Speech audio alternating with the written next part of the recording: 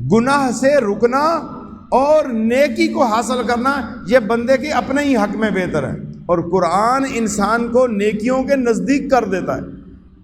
جب قرآن بندہ پڑھتا ہے تو اس کے دل میں رحم پیدا ہوتا ہے۔ قرآن پڑھے اور دل میں رحم پیدا نہ ہو تو پھر اسے رونا چاہیے اور استغفار کرنا چاہیے، اور نیکی کو آگے بھیجا جائے۔ وَمَا تُقَدِّمُوا لِأَنفُسِكُم مِّن خَيْرٍ تَجِدُوهُ عِندَ اللَّهِ، جو نیکی تم آگے بھیجو گے اپنے لیے تو اسے اللہ کے پاس موجود پاؤ گے۔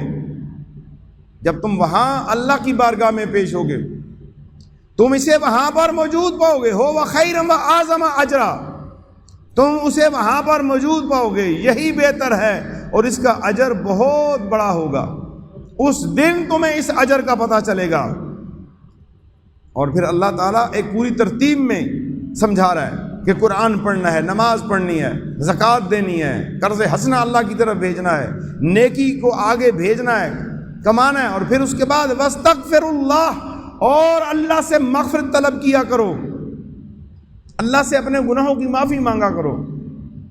ہر نیکی کے بعد مانگی گئی دعا قبول ہوتی ہے، ہر تلاوت قرآن کے بعد مانگی گئی دعا قبول ہوتی ہے، ہر فرض نماز کے بعد مانگی گئی دعا قبول ہوتی ہے، ہر اس خشیت کی حالت میں جب تمہیں اللہ کی بارگاہ کے سامنے شرمندگی ہو اور اپنے گناہوں پہ ندامت ہو اور رونا آ جائے، آنسو بہاتے وقت جو دعا مانگی جائے وہ قبول ہوتی ہے۔ تو لوگوں، اللہ سے استغفار کیا کرو، اللہ سے معافی مانگا کرو۔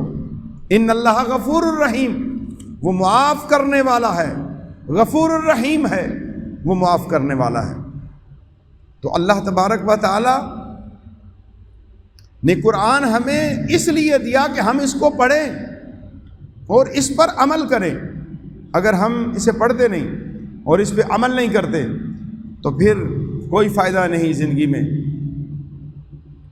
وہ لوگ جو قرآن کو دنیاوی و اخروی زندگی میں حاصل کرتے ہیں اس اپنے بندے کے لیے بھی بہت فائدہ ہے، اور اس کے والدین، اس کے عزیز و اقارب سب کے لیے بہت فائدہ ہے۔ بے شمار فیوز و برکات ہیں حدیث کے اندر، لیکن اس کی فضیلت جانیے کہ جو حافظ قرآن ہے، جس نے قرآن کو حفظ کر لیا، اس کی شان کتنی بلند ہے۔ ابو مسعود انصاری رضی اللہ تعالیٰ عنہ کہتے ہیں کہ رسول اللہ صلی اللہ تعالی وسلم نے فرمایا، لوگوں کی امامت وہ کرائے جو سب سے زیادہ قرآن پڑھنے والا ہو، یعنی حافظ ہو، وہ امامت کا اہل ہے۔ امامت وہ کرائے جو زیادہ قرآن پڑھنے والا، یعنی حافظ ہو۔ اگر وہ اس میں یکساں ہو تو پھر سب سے زیادہ سنت کا علم رکھنے والا امامت کرائے، اور اگر وہ علم بھی اس میں بھی کم ہے تو پھر وہ شخص جو حدیث میں زیادہ یکساں ہو پھر وہ امامت کرائے۔